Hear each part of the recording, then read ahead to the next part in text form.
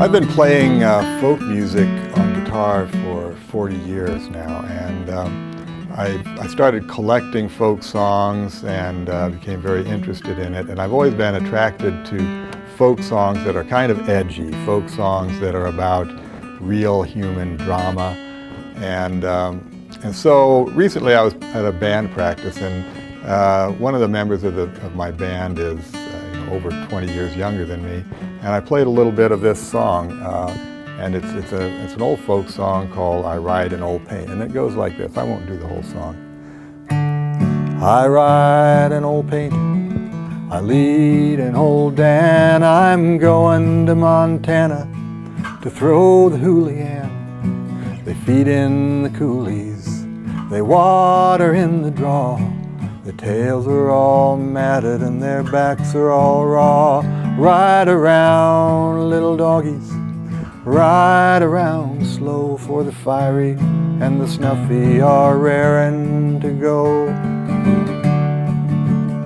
Now old Bill Jones had two daughters in the song. One went to Denver and the other went wrong. His wife, she died in a pool room fight, but the old man keeps singing from morn until night. So I finished the song, and my bandmate said, "Well, where did you learn that one?" And I had to think about that, because I've known the song for so long, and I don't really remember not knowing the song. So I said, "I don't know, grade school, I guess." And he said, "His wife died in a pool room fight, and you learned that in grade school?" And I thought about that, and I said, well, yeah, kids were a lot tougher back then. But that started me thinking about this song. And so I went home and did what anybody does when they have a question. I was questioning my memory about, did I really learn this in grade school? So I wondered, did other people learn kind of tough songs like this in grade school back 40, 50 years ago? And so I Googled it. I Googled the name of the song, and I added the word grade school. And indeed, I found other people talking about learning that song in grade school. And I also found long and complicated discussions about the terminology in that song. There's a lot of cowboy lingo in that song, and a lot of debate about what words like fiery and snuffy mean, and a lot of disagreement on these things. And so I started thinking that,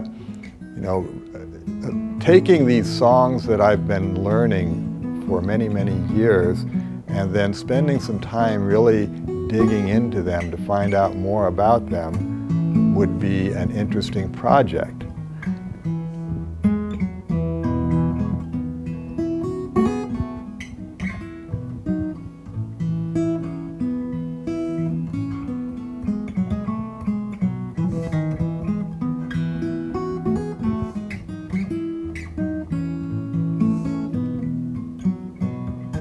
As I was thinking about this project, I also thought about how I've always wanted to write about music. My great interests are music and writing. I teach writing, and I love to write essays. I also love to play music, and I've never been able to combine the two. And so how can I write about music? It's hard to do. Music's a very personal thing. And so that's where the idea for folk songs you never sang in grade school came from, to research these edgy folk songs that I've always been drawn to, find out as much as I can about them, and write essays. Not necessarily an essay about each song, because there are 10 songs in my collection, but essays that are about topics in folk music and in balladry. Topics like narrative compression, how songwriters leave out details of a longer, more involved story in order to make a compelling story that they can tell in 243 or so words.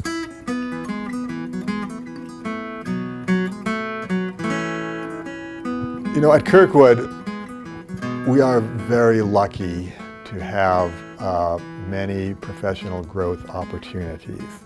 I often go to meetings where there are people from other community colleges, and I always just come back feeling great about Kirkwood, because we have so many opportunities that faculty in other colleges don't. And the faculty endowed chair is a great opportunity to really dig into something that you're passionate about, some aspect of scholarly life that you really want to spend some time on. And a lot will come out of it that will help you in your personal growth and your professional growth, and that you can apply to your classes. Now, as far as applying this to classes, I do use my own writing in my classes.